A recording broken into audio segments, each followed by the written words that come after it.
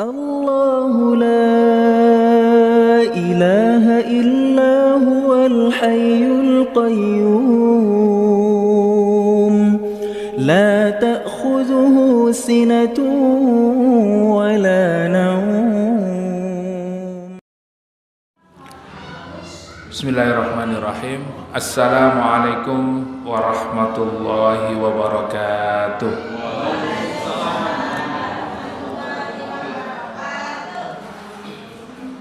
Alhamdulillah, nahmaduhu wa nasta'inuhu wa nastaghfiruh wa na'udzu billahi min shururi anfusina wa min sayyiati a'malina. May yahdihillahu fala mudilla lahu wa may yudlilhu fala hadiya lahu. Asyhadu an la ilaha illallah wahdahu la syarika lahu wa asyhadu anna Muhammadan abduhu wa rasuluh. Allahumma salli wa sallim ala nabiyyina Muhammad wa ala alihi wa ashabihi wa man tabi'ahum bi ihsanin ila yaumiddin. Allahumma la sahla illa ma ja'altahu sahla wa anta taj'alul hasna idza syi'ta sahla, amma ba'du. Jamaah Masjid Zikrullah yang dimuliakan Allah,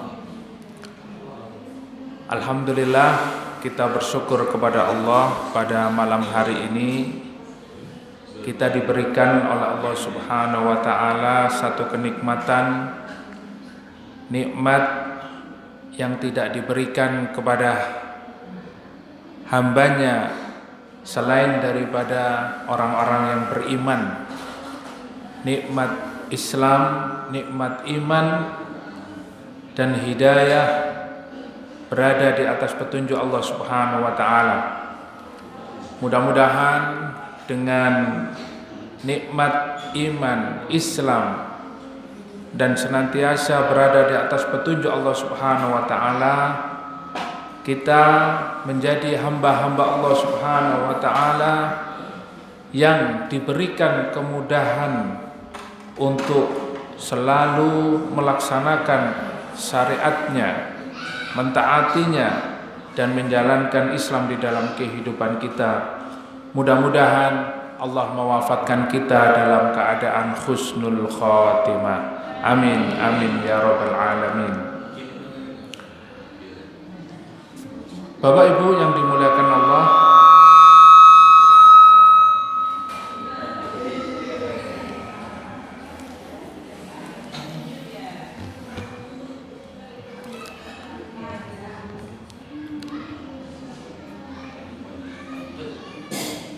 Bapak Ibu yang dimuliakan Allah Subhanahu wa taala, kita sudah sampai pada ayat 213 surat Al-Baqarah, ayat 213. Tidak terasa kita sudah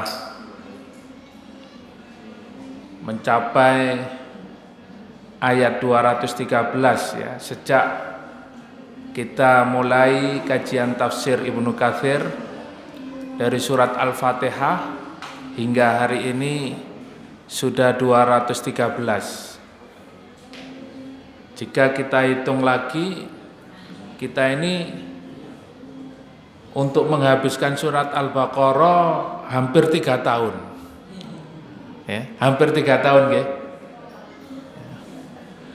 3 tahun lamanya kita baru sampai ayat 213. Ya. 1 tahun libur. 1 tahun libur ya. Masya Allah, tidak terasa kita alhamdulillah bisa istiqomah untuk thalabul ilmi. Walaupun dengan ya, kondisi kadang kita jenuh ya. Kadang ada rasa malas. Kadang juga di dalam thalabul ilmi ini kita mendapatkan banyak godaan. Sehingga dalam thalabul ilmi, untuk menghadiri majelis ilmu kita harus betul-betul memiliki semangat yang tinggi. Para ulama juga memberikan contoh kepada kita. Mereka belajar ilmu Islam, belajar ilmu agama ini ada yang 15 tahun, 20 tahun, ya. Bahkan menghabiskan seluruh umurnya untuk thalabul ilmi. Karena tidak ada amalan yang paling utama kecuali thalabul ilmi. Bahkan thalabul ilmi itu disejajarkan dengan jihad fisabilillah. Oleh karena itu kita juga harus berjuang. Apa yang hari ini kita lakukan adalah salah satu bagian dari perjuangan di jalan Allah Subhanahu wa taala. Jadi menghadapi godaan setan, ya, godaan-godaan yang lainnya di rumah, ya. Kemudian dalam perjalanan thalabul ilmi, bahkan berada di majelis ilmu ini juga kita mendapatkan banyak godaan. Mudah-mudahan kita tetap istiqomah di dalam thalabul ilmi, dan mudah-mudahan apa yang kita pelajari selama ini dari apa yang sudah kita fahami berdasarkan penjelasan para ulama dan juga kita mengkaji tafsir Al-Quran ini, mudah-mudahan menjadi ilmu yang bermanfaat dan menjadi syafaat kelak di yaumil qiyamah. Amin, amin ya rabbal alamin. Mari dibuka surat Al-Baqarah ayat 213. Monggo Bapak Ibu yang membawa mushaf Al-Quran dibuka. A'udzu billahi minasyaitonir rajim. Kanan nasu ummatan wahidah. Faba'atsallahu an-nabiyyina mubashshirina wa mundhirin. Wa anzala ma'ahumul kitaba bil haqq liyahkuma bainan nasi fima ikhtalafu fihi. Wa makhtalafa fihi illa alladhina utuhu min ba'di ma ja'atuhumul bayyinatu baghyan bainahum. Fahadallahu alladhina amanu limakhtalafu fihi minal haqqi bi'idni wallahu yahdi man yasha'u ila siratim mustaqim. Allah Subhanahu wa ta'ala berfirman, kanan nasu ummatan wahidah.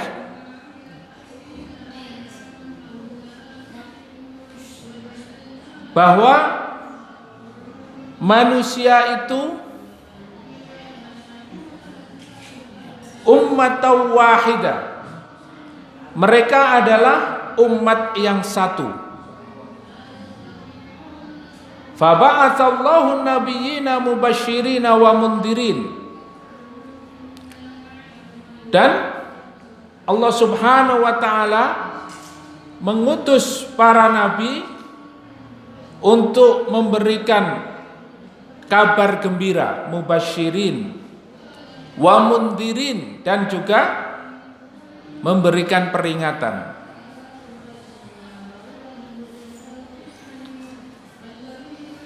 Maka di dalam ayat ini Allah memberikan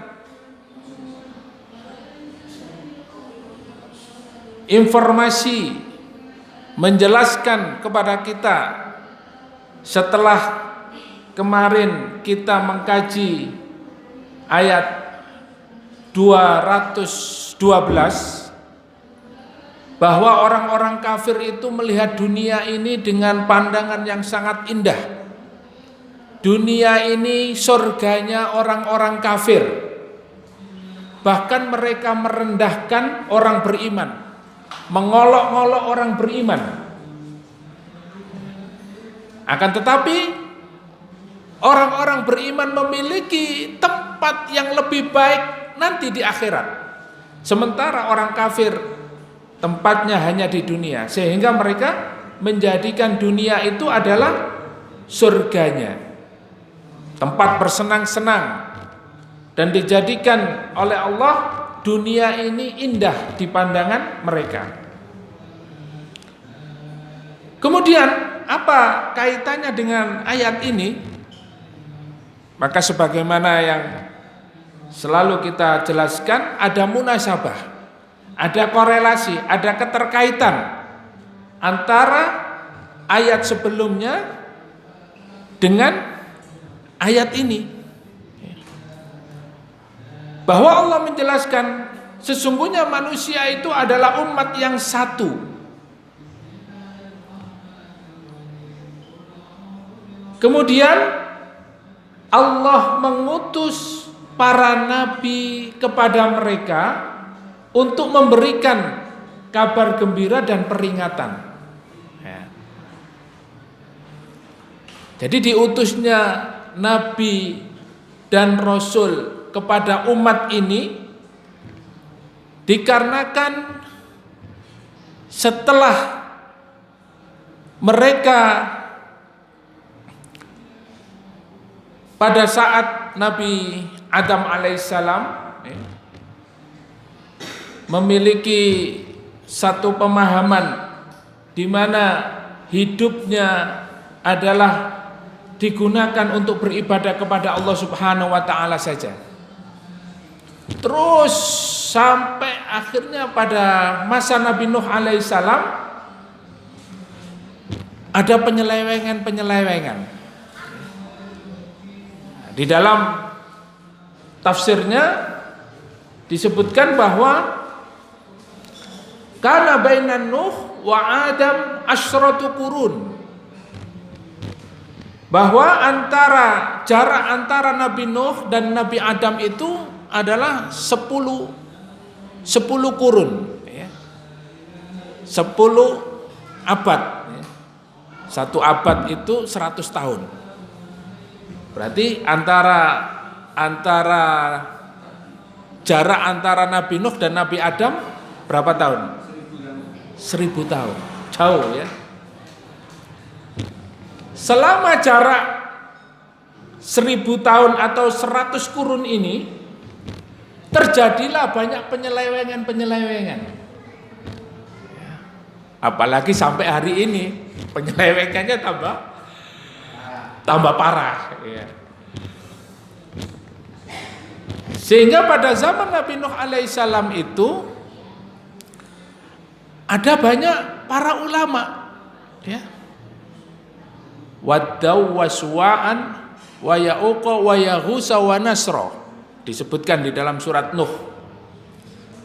Itu ulama-ulama yang alim, yang mengajak manusia menyembah kepada Allah Subhanahu wa taala. Begitu mereka meninggal dunia, maka mereka tidak lagi memiliki pegangan, memiliki petunjuk dari para alimnya. Dan disitulah di sebuah riwayat dikatakan mereka digoda oleh setan untuk mengagung-agungkan ulama-ulama itu. Dibuatlah sebuah patung. Kemudian mereka membuat gambar, membuat patung persis seperti ulama-ulama yang mengajak mereka untuk beribadah kepada Allah. Tetapi pada akhirnya patung-patung yang dibuat yang menyerupai para ulama ini tidak lagi mereka anggap sebagai ulama yang diagungkan, akan tetapi lebih dari itu, mereka menganggap patung-patung yang dibuat itu sebagai Tuhan. Nah. Maka diutuslah faba'atsallahu nabiyina, Maka diutuslah para nabi kepada mereka untuk memberikan kabar gembira, mubasyirina wa mundirin. Bagi siapa mereka yang kembali kepada Allah, beribadah kepada Allah, taat kepada Allah, maka Allah akan berikan kabar gembira dengan apa? Jannatin tajri min tahtihal anharu khalidina fiha abada. Ya, orang-orang yang taat kepada Allah, beribadah kembali kepada Allah Subhanahu wa taala, maka mereka akan dimasukkan oleh Allah ke dalam surga. Begitu sebaliknya, innal ladzina kafaru min ahlil kitabi wal musyrikina fi nari jahannam khalidina fiha. Orang-orang yang kafir, mereka akan dimasukkan oleh Allah kepada neraka jahanam, ke dalam neraka jahanam. Nah, inilah tugas para nabi. Mereka diutus di tengah-tengah umat ini untuk memberikan peringatan. Yang sebelumnya kana nasu ummatan wahidah, mereka itu sebetulnya satu, tidak ada perselisihan. Mereka semuanya itu beribadah kepada Allah Subhanahu wa taala. Wa anzala ma'ahumul kitab. Jadi para nabi ini diutus oleh Allah Subhanahu wa taala di tengah-tengah umat ini tidak dengan tangan kosong, Bapak Ibu. Ya, enggak kosongan, ya. Jadi mereka diutus oleh Allah Subhanahu wa taala. Walaqad ba'asna fi kulli ummatin rasulan. Di dalam setiap umat, di setiap umat diutus oleh Allah Subhanahu wa taala di dalamnya seorang nabi. Nah, di dalam ayat ini disebutkan wa anzala ma'ahumul kitab. Mereka diutus oleh Allah Subhanahu wa taala di tengah-tengah umat ini dengan membawa kitab. Jadi tidak kosongan, ya. Nah, kalau dakwah di tengah-tengah umat ini, kita harus betul-betul memiliki pegangan. Kita harus betul-betul punya ilmu. Karena para nabi dan rasul diutus oleh Allah Subhanahu wa taala, wa anzala ma'ahumul kitab. Bersamanya, yaitu mereka hadir di tengah-tengah umat manusia ini dengan mengajarkan kitab, mengajarkan Al-Quran. Ya. Kalau hari ini umat Muhammad mengajarkan Al-Quran.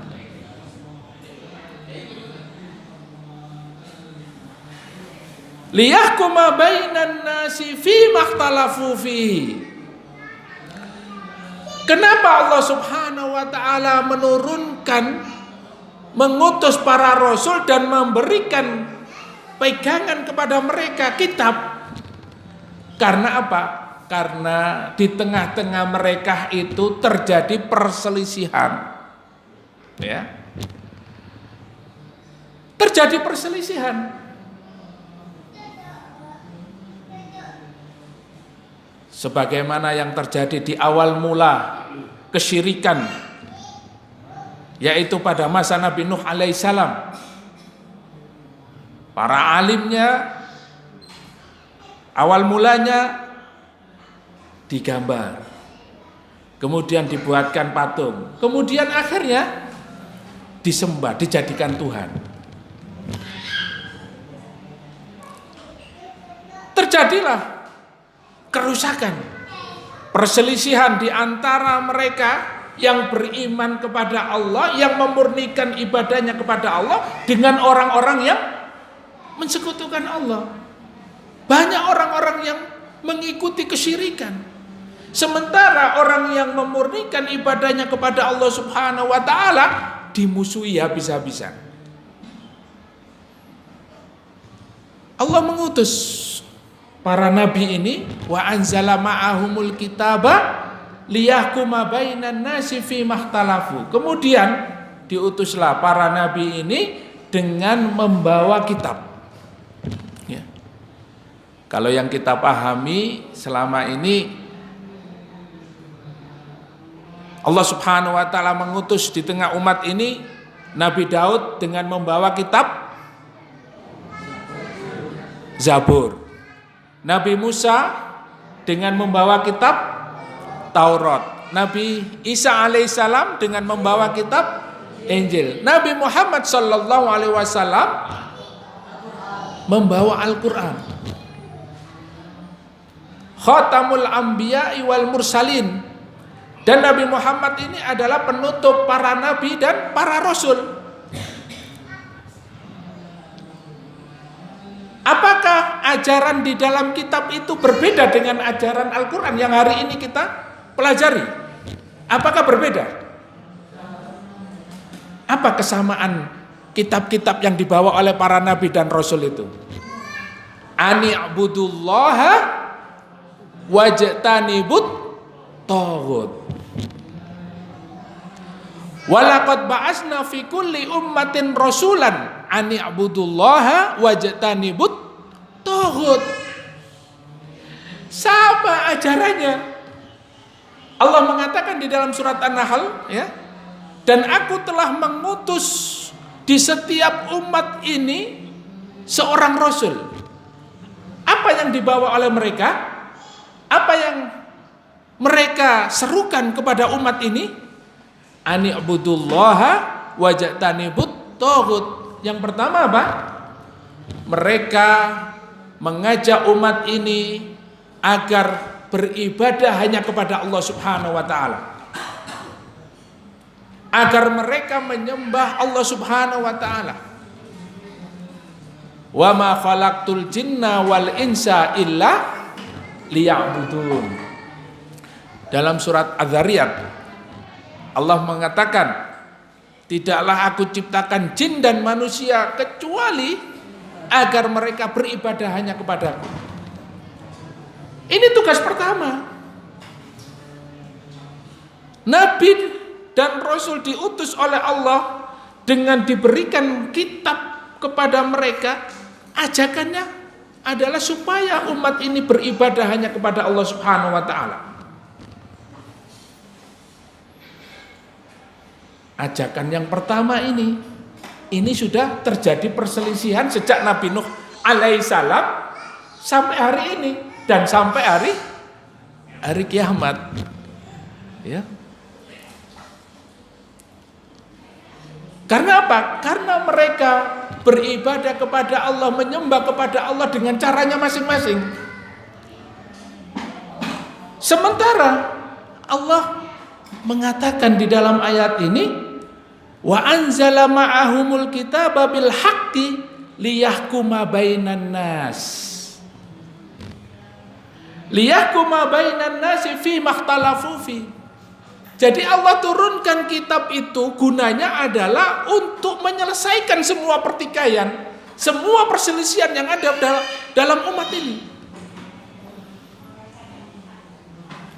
Bagaimana bisa mereka berselisih terkait dengan peribadahan kepada Allah? Ya. Maka ibadah itu tidak diterima oleh Allah Subhanahu wa ta'ala kecuali dengan dua syarat. Apa syarat yang pertama, Bapak Ibu? Ikhlas karena Allah. Ikhlas saja tidak cukup ibadah kita. Ya. Sholat, zakat, puasa, haji, ya, ikhlas toh, tapi hajinya nggak ke Mekah, sholatnya tidak menghadap kiblat, puasanya tidak sesuai dengan tuntunan Rasulullah. Berarti ibadah kita diterima oleh Allah Subhanahu wa ta'ala harus memenuhi dua syarat. Yang pertama ikhlas, yang kedua ittiba'ur rasul, yaitu mengikuti sunnah Rasulullah Sallallahu Alaihi Wasallam. Nah, kalau mereka kembali kepada Alkitab, kepada Al-Quran, yang dibawa oleh para nabi dan rasul, mereka tidak akan berselisih. Karena apa? Karena fungsi daripada kitab itu liyahkuma bainahum, untuk diterapkan satu hukum, ya, bahwa di dalam kitab ini sudah ada aturan. Segala aturan yang ada di dalam kehidupan manusia ini diatur di dalam kitab. Jadi kitab yang datang ini bukan karangan manusia. Kitab yang ada di tengah-tengah umat hari ini itu bukan tulisan biasa. Akan tetapi apa? Kalamullah. Kalamullah al-munazzal. Kalamullah, langsung dari Allah Subhanahu wa ta'ala. Apa buktinya? Kalau orang-orang yang tidak senang dengan Islam dan Islamofobia, ya, Al-Quran itu karangannya Muhammad. Padahal kita tahu Nabi Muhammad itu adalah Nabiul Ummi, Nabi yang tidak bisa membaca dan menulis. Nabi Muhammad itu tidak bisa membaca dan tidak bisa menulis. Oleh karena itu Al-Quran ini otentik, asli, ya, diturunkan oleh Allah Subhanahu wa ta'ala melalui malaikat Jibril. Iqra ya Muhammad, ma'ana biqari. Rasulullah mengatakan, ma'ana biqari. Iqra ya Muhammad, ma'ana biqari. Bacalah wahai Muhammad, saya tidak bisa membaca. Nah, terus bagaimana orang-orang itu menuduh bahwa Al-Quran itu karangannya Muhammad? Nah, maka di dalam kitab ini, Bapak Ibu yang dimuliakan oleh Allah, memiliki banyak hukum yang harus diterapkan di dalam kehidupan manusia ini agar mereka selamat fid dunya wal akhirah. Karena terjadi banyak perselisihan terkait dengan masalah ibadah. Tidak hanya seruannya ibadah saja, akan tetapi konsekuensinya kalau kita beribadah kepada Allah, ani'budullaha wajtanibut taghut, konsekuensinya kita harus menjauhi taghut. Siapa itu taghut? Taghut itu setan. Yuwaswisu fi sudurin nas minal jinnati wan nas, yang selalu menggoda manusia, yang menjadikan manusia ragu-ragu terhadap syariat Allah, minal jinnati wan nas, dari kalangan jin dan manusia. Kata napa mboten taghut sakniki? Taghut, ya, bermakna setan. Asal kata taghut itu adalah melampaui batas. Segala sesuatu yang melampaui batas, yang tidak sesuai dengan syariat, itu taghut. Ya. Nah, masih banyak lagi, ya, arti kata taghut. Jadi ini kalau kita belajar terkait tentang masalah akidah Islamiyah, itu nanti ada bab taghut. Nah, ya, taib. Kita kembali kepada ayat ini, bahwa Allah Subhanahu wa ta'ala memberikan pegangan kepada para nabi, diutus di tengah umat ini untuk menyelesaikan semua perselisihan yang ada. Wa mahtalafa fihi illa alladziina utuhu min ba'di ma ja'atuhumul bayyinatu baghyan bainahum. Tidaklah mereka berselisih tentang Al-Quran, tentang Alkitab, tentang kitab-kitab yang dibawa oleh para nabi ini, illal ladzina utuhu min ba'di ma ja'atuhumul bayyinat, setelah datang kepada mereka penjelasan-penjelasan yang benar, penjelasan yang datang dari Allah Subhanahu wa taala, baghyan bainahum, mereka memiliki kedengkian terhadap Islam, terhadap Al-Quran. Nah, ini. Siapa orang yang paling dengki terhadap Islam, Pak? Siapa orang yang paling dengki terhadap Nabi Muhammad SAW? Siapa orang yang paling dengki, yang tidak senang dengan Al-Quran? Kita ini kan sudah mengkaji surat Al-Baqarah, sudah sampai ayat 213, kok masih belum tahu siapa yang benci terhadap Islam, terhadap Al-Quran, terhadap syariat? Sinten? Yahudi. Bani Israel, Yahudi. Ya.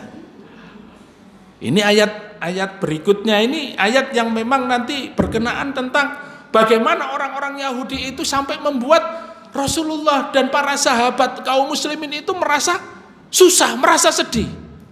Sampai Rasulullah mengatakan, "Mata nasrullah, kapan pertolongan Allah datang?" Ya.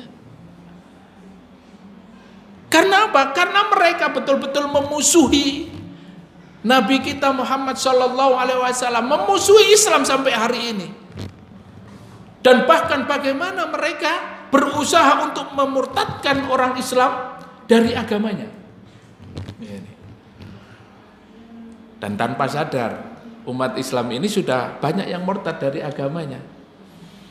Karena ini adalah pola yang dilakukan oleh orang Yahudi. Wah, jangan berasumsi Ustadz tuh. Kita bukan berasumsi, tapi kita berdasarkan hujjah. Ya. Jadi selama ini kita mempelajari bagaimana Allah Subhanahu wa taala memberitahukan kepada kita ada orang-orang itu yang tidak senang terhadap syariat Allah. Ada orang-orang itu yang tahu tentang kebenaran, bagaimana Rasulullah itu sudah ada di dalam kitab-kitab mereka, tanda-tandanya, bukti-buktinya. Mereka juga tahu, melihat langsung bagaimana kebenaran itu, tapi mereka tidak mengikutinya. Maka di sini disebutkan oleh Allah, illal ladzina utuhu min ba'di ma ja'atuhumul bayyinat. Padahal telah jelas datang kepada mereka itu kebenaran yang nyata. Kurang apa Pak Islam ini? Dipelajari, ya. Kemudian mereka mencari bukti-bukti kebenaran Islam. Ya. Mereka tahu Islam ini benar. Mereka tahu Islam ini akan bisa menjadi solusi dalam kehidupan umat. Tapi mereka tidak ikut syariat Islam. Bahkan mereka benci terhadap syariat Islam. Wonten napa mboten ngeten niki?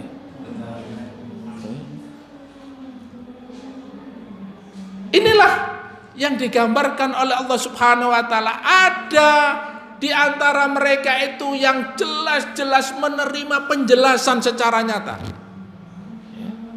Ja'athumul bayyinat baghyan bainahum. Tapi di antara mereka itu apa? Timbul rasa dengki, iri. Inilah Pak kaitannya, Bapak Ibu, kaitannya ayat kemarin dengan ayat ini. Apa yang menyebabkan terjadinya konflik, terjadinya pertikaian, terjadinya perselisihan, pertengkaran di antara manusia? Napa niku Pak? Kira-kira napa? Iri, dengki ya. Apa yang menyebabkan iri Pak? Jenengan ni iri kali tiang, iri kali tonggo, niku napa Pak? Tonggoe iso tuku omah, tonggoe iso tuku mobil, tonggoe mangan-mangan enak diposting. Apa itu Pak? Dunia. Itu kan ayat sebelumnya. Allah jadikan pandangan indah dunia ini di mata orang-orang kafir. Ya. Sehingga mereka hidupnya itu hanya untuk mencari dunia. Mereka tidak senang Pak dengan syariat. Mereka tidak senang disuruh untuk mentaati aturan-aturan Islam. Mereka itu bebas. Nah, tiang bebas niku tiang napa, Pak? Tiang napa, Pak? Nah, wong bebas, nggak mau diatur sak karepe dhewe, ya. Orang bebas berarti orang nggak punya aturan. Ya. Orang bebas, dia orang-orang kafir itu pengennya bebas. Makanya ada sekarang aliran liberalisme, nggak mau diatur. Ya. Wong kita ini naik sepeda motor aja ada aturannya, Pak. Ya. Harus mengikuti rambu-rambu lalu lintas, ya. Harus tahu ya marka, harus tahu tanda-tanda rambu-rambu lalu lintas. Itu di dalam berkendaraan. Bagaimana dalam hidup ini?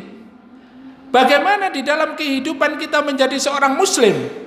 Apakah kita bebas memilih? Apakah kita bebas tidak memiliki aturan sama sekali? Ya. Sak karepku, Pak, salat gak salat wong awak-awakku dhewe kok. Sampean melok-melok ngatur ngurusi awakku, ya. Wis urusono sampean dhewe, urusono awak sampean dhewe. Urus-urusi dirimu sendiri. Mereka tidak mau diatur dengan aturan syariat. Ya. Tapi begitu dia masuk dalam sebuah perusahaan untuk meraih kedudukan, meraih dunia, dia memiliki manajemen yang bagus, memiliki sistem, ya. Nah, ini orang kafir. Tetapi manajemennya, sistemnya, konsepnya yang dibuat itu adalah semata-mata untuk meraih keuntungan dunia. Begitu persoalan akhirat, persoalan ibadah, persoalan terkait dengan syariat Islam, syariat Allah, tidak mau. Bahkan orang-orang liberal itu mengatakan begini, Islam yes, oke Islam. Syariat Islam no. Islam yes, KTP-nya Islam, bapak ibunya Islam, keluarganya Islam, gak apa-apa Islam. Tapi kalau menerapkan syariat Islam, sebentar, jangan dulu. Kita ini kalau menerapkan apakah sudah sesuai atau belum? Nah, artinya kalau dalam urusan syariat, aturan Allah Subhanahu wa taala harus dicocok-cocokkan dengan akalnya. Nah, ayat sebelumnya apa perintahnya? Ya ayyuhalladzina amanu dukhulu fisilmi kafah wala tattabi'u khutuwatis syaiton. Alhamdulillah masih hafal, Pak. Ya. Jadi Allah Subhanahu wa taala perintahkan kita untuk masuk ke dalam Islam itu totalitas, nggak boleh dipilih-pilih. Yang cocok dijalankan, yang nggak cocok ditinggalkan. Ini tidak boleh. Semua aturan Islam harus dijalankan. Fattaqullaha mastata'tum, bertakwalah kepada Allah semampunya. Artinya ya kalau kita sudah maksimal di dalam melaksanakan, ya inilah kemampuan kita, cukup segini. Ya. Artinya Allah Subhanahu wa taala mengukur sejauh mana kesungguhan kita di dalam menerapkan syariat Allah. Nah, disitulah kemuliaan kita. Kalau kita istiqomah, kalau kita betul-betul memiliki kesungguhan di dalam melaksanakan syariat Allah, Allah akan mengangkat derajat kita fid dunya wal akhirah. Tapi kalau kita ya biasa-biasa saja, ya. Kalau kita sudah paham Islam, kemudian kita tidak menerapkan dalam kehidupan ini, kita sudah tahu kebenarannya, tapi kita tidak melaksanakannya, maka ini seperti orang-orang Yahudi. Di dalam surat Al-Fatihah itu sudah kita kaji ya beberapa tahun yang lalu. Ghairil maghdubi alaihim waladdallin, ya. Siapa orang-orang yang dimurkai oleh Allah Subhanahu wa taala? Siapa mereka? ghairil maghdubi, di dalam tafsirnya sepakat para ulama itu mereka adalah orang-orang Yahudi, orang-orang yang sudah paham kebenaran. Bagaimana tidak? Dia betul-betul melihat tongkatnya Nabi Musa alaihissalam itu bisa memakan ular. Tongkatnya Nabi Musa alaihissalam itu bisa membelah lautan, bisa mengeluarkan air dari batu. Kemudian bisa, ya, dengan izin Allah bisa mendatangkan makanan dari surga. Ya dirasakan Pak makanannya itu. Tapi apa kata mereka? Ini makanan apa ini? Kemudian mereka minta kacang-kacangan, bawang-bawangan. Akhirnya kata Nabi Musa, kembalilah kamu ke Mesir. Itu di sana ada pasar. Ya. Katanya tadi minta makanan dari surga. Setelah diturunkan, mereka mencela, ini makanan apa ini? Padahal makanan terenak itu. Akhirnya minta kacang-kacangan, minta pohong, minta telo, minta. Ini orang Yahudi Pak, dikasih makan enak. Akhirnya disuruh Nabi Musa, kembali kamu ke pasar sana. Di Mesir sana ada pasar, orang jual kacang-kacangan, bawang merah, bawang putih. Ya, nah, itulah Bani Israel, itulah orang-orang Yahudi. Sudah tahu kebenaran, tapi mereka tidak mau ikut. Bahkan mengatakan, lan nu'mina hatta narallaha jahra. Aku tidak mau beriman kepadamu wahai Musa sampai aku betul-betul melihat Allah. Sekarang ada Pak orang-orang yang ingin berislam, beriman hari ini seperti itu. Karena apa? Karena cara berpikirnya materialistis. Kalau tidak melihat secara langsung, dia tidak mau. Ya. Inilah kenapa orang beriman itu dikatakan oleh Allah Subhanahu wa taala di dalam surat Al-Baqarah ayat pertama, Alif Lam Mim, dzalikal kitabul la raiba fi hudal lil muttaqin alladzina yu'minuna bil ghaibi. Jadi orang beriman itu Pak adalah mereka yang beriman dengan sesuatu yang gaib. Ya, sesuatu yang gaib. Ya, tapi bukan seperti dukun ya, bisa ngilang, bisa ini ya. Percaya adanya surga dan neraka. Ya, yu'minuna bil ghaib. Ya. Amana rasulu bima unzila ilaihi min rabbi wal mu'minun kullun amana billahi wa malaikatihi wa kutubihi wa rusulihi wal yaumil akhir. Nah, ini adalah orang-orang yang beriman. Orang-orang Yahudi menolak hal-hal yang seperti itu. Hari ini pun banyak orang-orang yang menolak. Orang-orang yang menolak akan kebenaran Islam, mereka tidak percaya lagi. Sering saya sampaikan ya, ada guru sekarang di sebuah lembaga pendidikan, anak-anak pernah lihat surga? Belum. Pernah lihat neraka? Belum Bu. Berarti surga dan neraka itu ada apa tidak? Jawabannya secara otomatis apa? Gak ada. Lah ini kan cara berpikir yang dipaksakan oleh orang-orang materialistis. Orang-orang yang hanya melihat materi saja. Maka orang kafir itu tujuannya adalah dunia, dunia, dunia, dan dunia. Inilah yang menyebabkan kedengkian mereka terhadap Islam. Inilah yang menyebabkan mereka dengki kepada kaum muslimin. Fahadallahu alladhina amanu limahtalafu fihi minal haqqi biidni. Nah ini Bapak Ibu, Allah Subhanahu wa ta'ala mengatakan di ayat selanjutnya, Allah Subhanahu wa ta'ala memberikan hidayah kepada orang-orang yang beriman limahtalafu fihi minal haqqi biidni. Nah, setelah mereka berselisih ya, mereka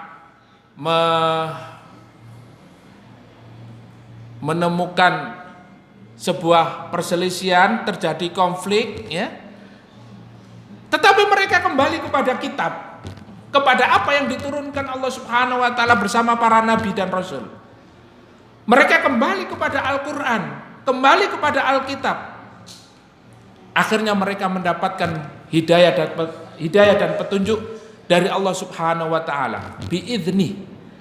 Jadi hidayah itu, Pak, ya. Bapak Ibu, hidayah itu adalah atas kehendak Allah Subhanahu wa taala biidznih. Wa may yahdillahu fala mudillalah. Kalau orang itu sudah mendapatkan petunjuk dari Allah, dia tidak akan bisa disesatkan oleh siapapun. Ya. Meskipun ditawari dengan jabatan, dengan uang, ya. Dunia ini, Pak, apa? Tahta, harta, wanita. Satu lagi kuota, ya. Kuota ya, Pak, ya. Mereka tidak terpengaruh, ya. Tidak terpengaruh dengan iming-iming dunia. Jadi hidayah itu datang atas kehendak Allah Subhanahu wa taala. Maka di dalam surat Al-An'am itu disebutkan oleh Allah Subhanahu wa taala, surat Al-An'am, monggo dibuka ayat 125, ya. Monggo dibuka yang membawa Al-Qur'an, yang membawa mushaf atau ya HP-nya, dibuka Al-Qur'an surat Al-An'am ayat 125. Di situ Allah Subhanahu wa taala berfirman, "Famay yuridillahu ayyahdiyahu yashrah sadrahu lil Islam." Jelas sekali, Pak. Ya, jelas sekali, Bu, di dalam ayat ini. Barang siapa yang Allah kehendaki, Allah memberikan petunjuk kepada mereka, kepada dia, yashrah sadrahu lil Islam, maka Allah akan membuka dadanya untuk menerima Islam. Jadi orang Islam itu, Pak, meskipun kita paksa, ya, orang yang masuk Islam itu kita paksa, kita ya, sampai seperti apa kita memaksanya, sekeras apapun, kalau bukan karena Allah, hidayah dari Allah Subhanahu wa taala, tidak bisa. Ya. Maka kalau sudah hidayah datang, dia akan terbuka hatinya untuk menerima Islam. Ya. Banyak para ilmuwan, profesor, mereka yang dengan melakukan sebuah penelitian, ada ya satu pertemuan antara air tawar dan air asin, ya. Ternyata diteliti, kemudian dicari-cari, kok bisa seperti ini, ya. Ternyata ada di dalam Al-Qur'an. Ya. Di situ dia mendapatkan hidayah, akhirnya masuk Islam. Ya. Melalui banyak petunjuk, melalui hidayah ini didapatkan, ya, melalui banyak cara. Allah memberikan kepada seorang hidayah itu bermacam-macam bentuknya. Nah, kalau kita ini dapat hidayah mulai dari kecil, ya, Pak, ya. Ya. Mulai dapat hidayah itu semenjak kecil. Hidayah Islam. Ya. Tetapi kadangkala kalau kita mempelajari Islam, apakah kita sudah melaksanakan syariat Islam dalam kehidupan ini? Apakah kita sudah melaksanakan isi daripada kitab yang dibawa oleh Nabi dan Rasul untuk kita jadikan sebagai pedoman agar kita tidak berselisih, agar kita tidak bertengkar dengan sesama muslim. Nah ini, kalau kita mendapatkan hidayah, yashrah sadrahu lil Islam, pasti kita akan menerima apa itu Islam. Bagaimana kita menerapkan Islam, Islam yang sesuai dengan ajaran Allah dan Rasulnya. Bukan Islam yang sesuai dengan apa yang dikehendaki oleh orang-orang Yahudi, oleh orang-orang Nasrani. Karena ada mereka, orang-orang Yahudi itu memaksakan Islam sebagaimana apa yang mereka ajarkan. Ya. Jadi ada Islam Yahudi, ya, ada Islam ya, dengan agama yang lain, mencampur adukan antara ajaran yang satu dan yang lainnya. Karena ini termasuk menjadi bagian dari moderasi agama, ya, agama yang moderat. Ini. Jadi sudah saatnya kita berubah. Islam jangan kuno seperti dulu. Islam harus moderat. Nah, ini. Padahal untuk menjadi moderat itu tidak harus merubah ideologi. Justru kalau isi Al-Quran kemudian syariat Islam dirubah, itu yang menjadikan kita tidak moderat. Justru kita kembali kepada masa-masa jahiliyah. Di masa-masa jahiliyah itu Umar ibnu Khattab radhiyallahu an dalam satu athar disebutkan, ya, beliau menangis kemudian tertawa. Ditanya, wahai Umar, kenapa kamu kok, ya, tidak ada angin, tidak ada hujan, kok nangis, kok tertawa, ya? Beliau tertawa-tawa sendiri, ya. Beliau menceritakan, dulu saya masa jahiliyah itu ketika saya melakukan sebuah perjalanan panjang, saya itu menyiapkan bekal. Dan yang saya siapkan itu adalah roti yang berbentuk berhala, berbentuk patung. Perjalanan panjang saya itu menghabiskan waktu, menghabiskan tenaga, sehingga pada saat itu kehabisan bekal, makanannya habis, tinggal patung itu. Ya. Nah, karena tinggal satu-satunya, akhirnya pada saat lapar beliau makan, ya, dengan mengatakan, maaf ya Tuhanku, aku lapar. Akhirnya dimakan Tuhan, ya. Ya, tersenyum, ya, ketawa. Karena pada saat masa jahiliyah seperti itu, dia tidak tahu siapa Robnya, siapa Tuhannya. Oleh karena itu Umar mengatakan, ya, nahnu qaumun a'azzanallahu bil Islam. Kita adalah satu kaum yang dimuliakan oleh Allah dengan Islam. Fa bi ghairil Islam adzallanallah. Tanpa Islam kita ini dihinakan oleh Allah. Ya seperti tadi itu. Ya. Banyak hal. Kemudian beliau menangis. Kenapa? Beliau, ya,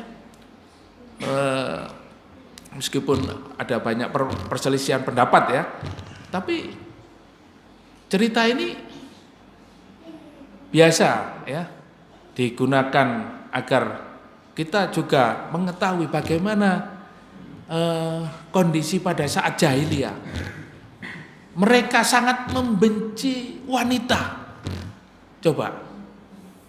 Mereka tidak senang ketika istrinya lahir, ya, istrinya itu melahirkan seorang anak dan anaknya itu jenis kelaminnya perempuan. Padahal kalau dipikir-pikir istrinya itu juga perempuan. Tapi kenapa? Ketika lahir anak perempuan dia tidak senang. Dibunuh, Pak, anaknya, dikubur hidup-hidup. Inilah masa-masa jahiliyah. Oleh karena itu Umar mengatakan kita ini satu kaum yang dimuliakan oleh Allah Subhanahu wa taala dengan Islam. Tanpa Islam kita ini kaum yang sangat hina. Ya. Lihat orang-orang kafir hari ini di negara-negara maju, negara-negara berkembang, tetapi apa yang mereka lakukan? Mereka meresmikan pernikahan sesama jenis.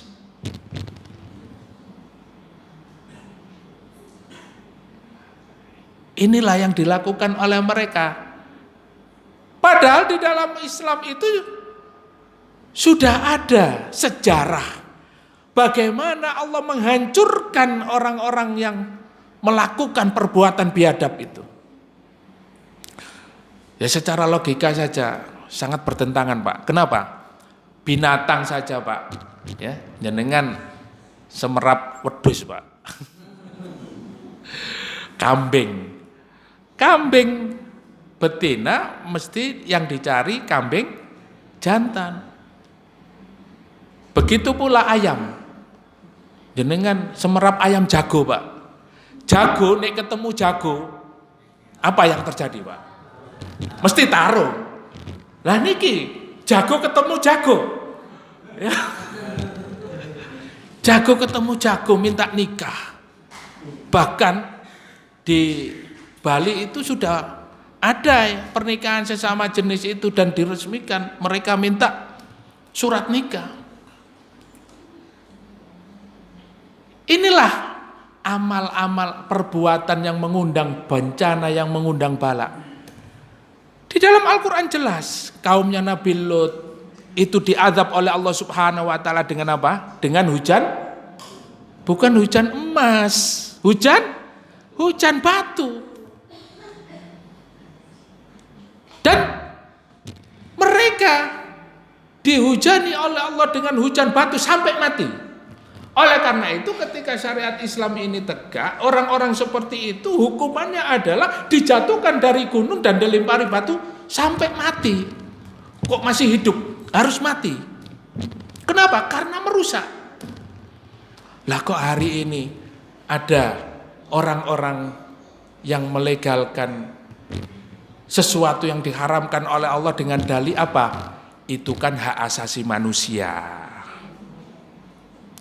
Bahkan seorang profesor doktor, seorang muslim ya, mengatakan itu sah-sah saja, boleh-boleh saja.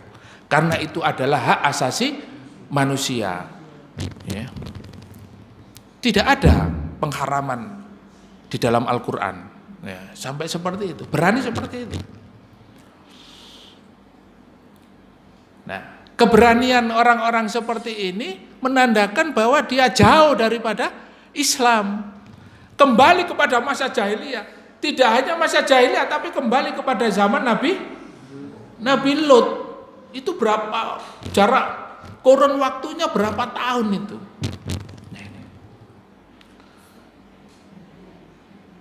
Jadi orang-orang ini mereka sebetulnya tahu Pak, Islam ini yang benar, Islam ini memberikan ajaran, aturan yang baik, tapi mereka langgar. Mereka ingin bebas. Oleh karena itu Allah menunjukkan kepada kita bahwa Nabi dan Rasul diutus dengan diberikan kitab kepada mereka untuk menghilangkan perselisihan di dalam umat ini. Kemudian Allah Subhanahu wa taala memberikan petunjuk kepada orang-orang yang dikehendaki saja. Masya Allah ya. Alhamdulillah Bapak Ibu, kita bersyukur kepada Allah. Kita adalah orang-orang yang diberikan petunjuk oleh Allah Subhanahu wa taala, diberikan hidayah. Mudah-mudahan kita bisa istiqomah. Dan hidayah ini, petunjuk ini, nikmat Islam ini jangan diganti dengan kekufuran. Inilah ayat yang kemarin, yang sebelum ayat ini kita kaji.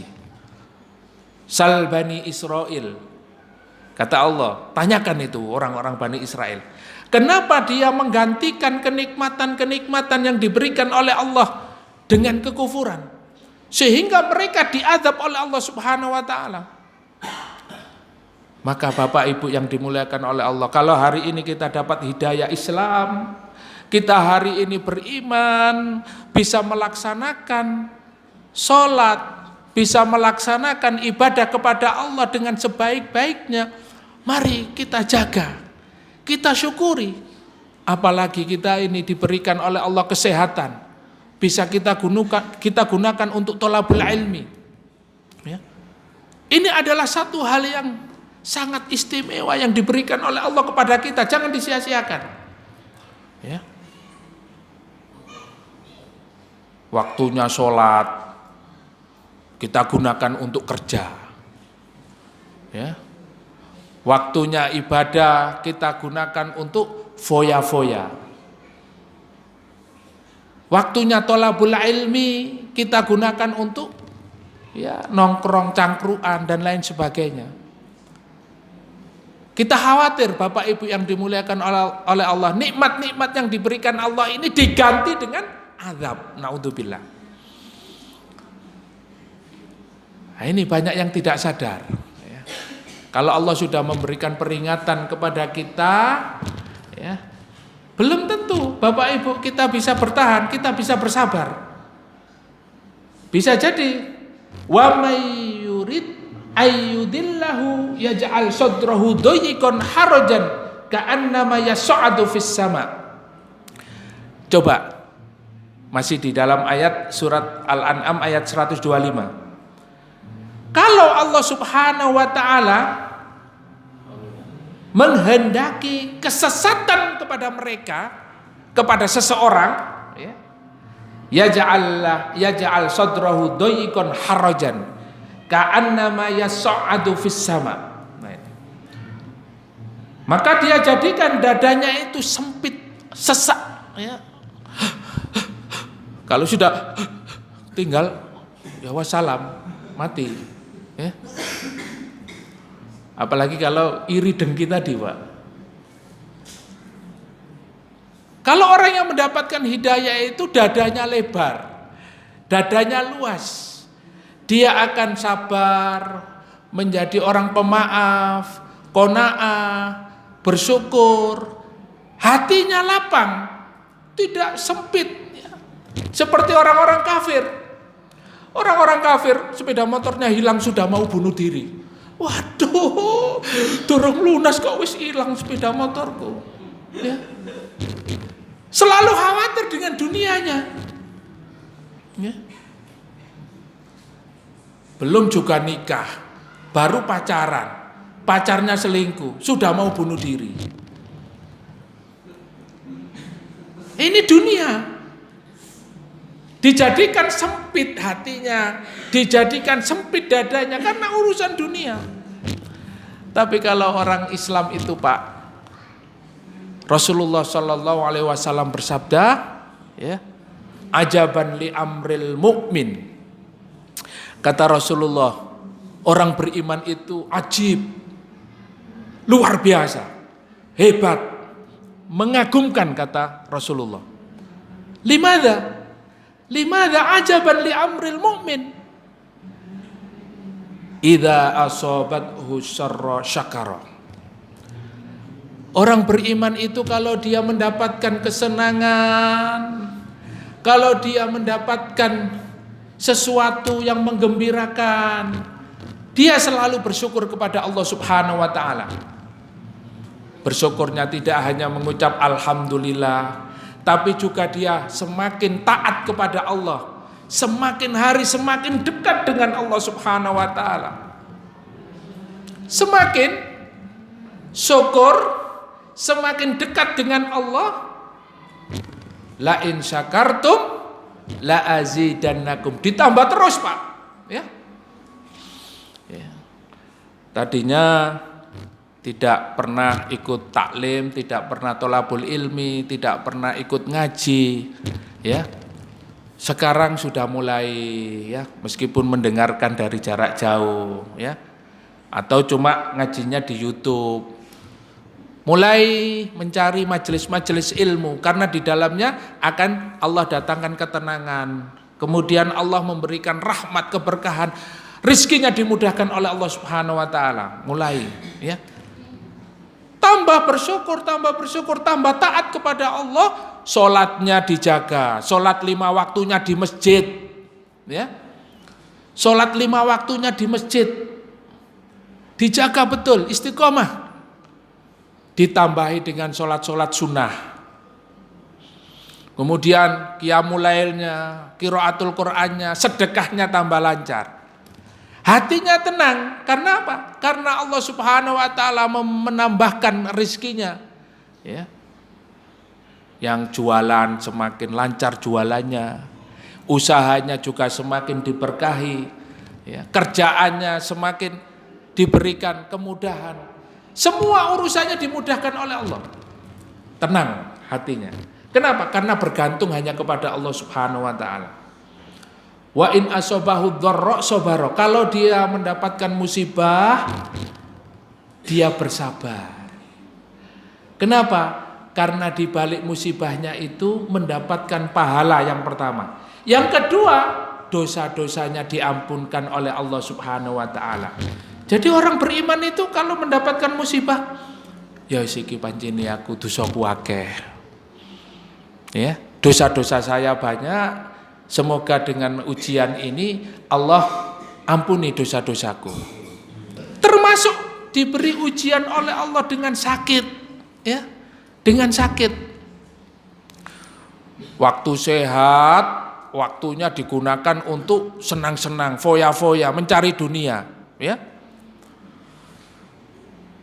Begitu diuji oleh Allah Subhanahu wa taala dengan sakit, ya. Boyoke mulai kambuh. Kolesterol tinggi. Ya. Darahnya naik. Ya. Diabetes. Ya, rematik, asam urat, kambuh kabeh. Vertigo. Begitu maca WA, ya, siapkan infak terbaik, ya, hadiri undangan kajian, waduh wis kretek wis awak wis lemes kabeh, ya. Ya. Waktu sehat gak direken, diwaca enggak, ya, ndak dibaca, wis ngerti sing muncul hadiri was dikruwoi, ya. Begitu sakit, ya bertambah sakitnya. Tapi kalau kita bersabar dengan ujian-ujian yang Allah berikan kepada kita, Masya Allah hati kita tenang. Sampai seorang sahabiah itu, ya, Ummu Sulaim, beliau diuji oleh Allah Subhanahu wa taala, ya, dengan meninggalnya anaknya. Tapi dia sabar. Sehingga doanya Allahumma ajirna fi musibatana wa akhlufna khairan minha. Ya Allah, semoga Engkau memberikan pahala dengan musibah yang menimpaku ini dan menggantikan dengan yang lebih baik. Ya. Digantilah anaknya yang meninggal itu dengan anak-anak yang pintar-pintar, hafid Quran dan mujahid semua, mati syahid semua. Masya Allah. Ya. Karena kesabarannya. Begitulah juga kesabaran Nabi Ayub alaihissalam, ya, dan juga para nabi yang lainnya bersabar. Insya Allah ayat selanjutnya kita akan mengkaji terkait dengan ujian yang sangat menyakitkan bagi kaum muslimin. Tetapi Allah Subhanahu wa taala memberikan kemenangan. Ya. Di ayat selanjutnya, ya, monggo dibaca dulu atau dibaca tafsirnya, atau dengarkan YouTube dulu, ya. Tapi tetap nanti datang di majelis zikrullah, ya. Ayat selanjutnya, ayat 214. Ya. Jadi ayat selanjutnya itu menceritakan bagaimana Allah Subhanahu wa taala menguji, ya. Diturun karena perang Khandaq, nanti kita kaji perang Khandaq. Kemudian juga terkait dengan perang Uhud, karena di situ ujian-ujiannya sangat berat, ya. Dan terkait dengan Yahudi yang merencanakan kejahatan yang paling besar pada saat itu. Mereka bersekutu dengan orang musyrik, mereka bersekutu dengan kaum munafik, mereka bersekutu dengan orang-orang Arab, ya, untuk menyerang kaum muslimin. Wallahu yahdi may yasha'u ila siratim mustaqim. Yang terakhir, Allah Subhanahu wa taala menutup dengan bahwa Allah memberikan petunjuk kepada siapa yang dikehendakinya ila siratim mustaqim untuk masuk ke dalam Islam. Siratim mustaqim. Ya. Apa itu siratim mustaqim? Siratal ladzina an'amta alaihim, yaitu jalan orang-orang yang diberikan kenikmatan kepada mereka. Siapa mereka? minan nabiyyina was-siddiqina wasyuhada'i was-solihin. Ya, di dalam surat An-Nisa dijelaskan oleh Allah Subhanahu wa taala siapa orang-orang yang diberikan nikmat. Orang-orang yang diberikan nikmat yang mereka berada di jalan yang lurus, siratal mustaqim, siratal ladzina an'amta alaihim minan nabiyina, yaitu dari kalangan para nabi. Wasyuhada, dan orang-orang yang mati syahid. Mereka istiqomah. Mereka berjuang di jalan Allah sehingga mati syahid. Ya. Sama kalau kita istiqomah dalam thalabul ilmi, istiqomah di dalam memegang teguh ajaran Islam, maka matinya mati syahid meskipun ala firasyihi, meskipun di atas tempat tidur. Yang penting istiqomah. Lah panjenengan bisa enggak istiqomah untuk megang teguh Islam ini? Untuk melaksanakan syariat Islam ini?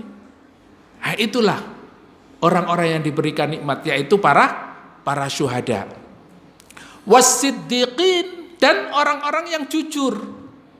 Mereka orang-orang yang betul-betul jujur di dalam melaksanakan syariat Allah Subhanahu wa taala dalam kehidupannya. Ya.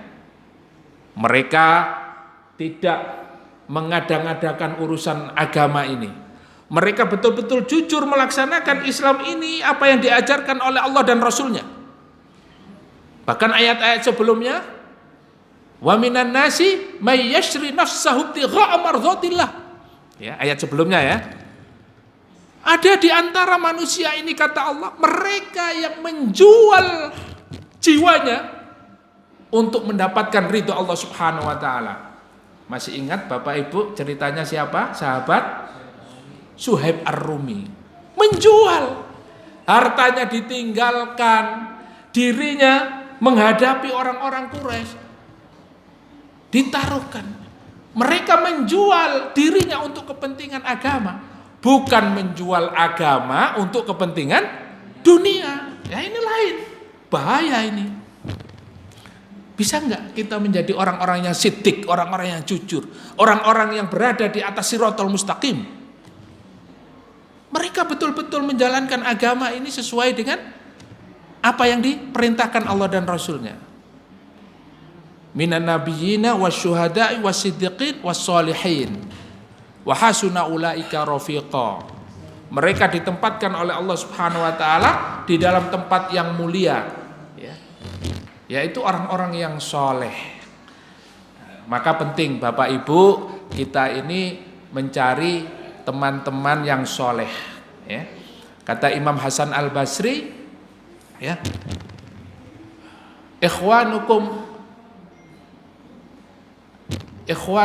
ikhwanuna, ya, saudara-saudara kita itu aghla min ahlikum, ya.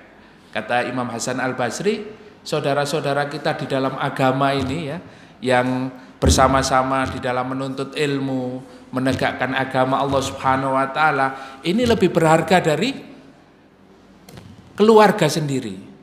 Kenapa seperti itu? Li'anna ikhwanukum yadullukum ila dinikum wa ahlukum yadullukum ila dunya.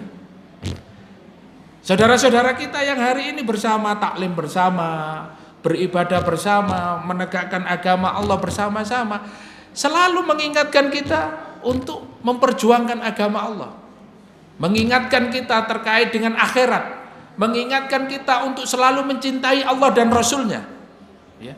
Tapi kalau keluarga itu Pak, kalau sudah kumpul, itu yang dibicarakan terkait dengan urusan dunia. Biasanya seperti itu. Nah, ini perkataan Imam Hasan Al-Basri. Oleh karena itu, mari kita mencari komunitas, mencari lingkungan, orang-orang yang soleh. Supaya apa? Paling tidak kita mendapatkan harumnya, ya. Kita mendapatkan doa-doa mereka, ya. Jadi kalau kita misalnya nanti tidak menemukan mereka, kita berdoa kepada Allah Subhanahu wa taala, Allahumma inni as'aluka hubbak wa hubba ma yuhibbuk wal amalu alladhi yuballighuna hubbak. Ya. Ya Allah, datangkanlah kepada kami orang-orang yang mencintai-Mu, ya. Dan supaya kami juga bisa beramal bersama orang-orang yang mencintai-Mu. Siapa mereka? Orang-orang yang soleh. Nah, ini jadi penting Bapak Ibu ya. Mudah-mudahan di Masjid Dzikrullah ini orang-orang soleh dan solehah semua. Amin. Begitulah yang bisa kita kaji pada malam hari ini. Mudah-mudahan bermanfaat. Dan mudah-mudahan kita istiqomah di dalam melaksanakan syariat Allah Subhanahu wa taala dan Allah mewafatkan kita dalam keadaan husnul khotimah. Amin amin ya rabbal alamin. Kita tutup kajian kita dengan hamdalah dan kafaratul majlis.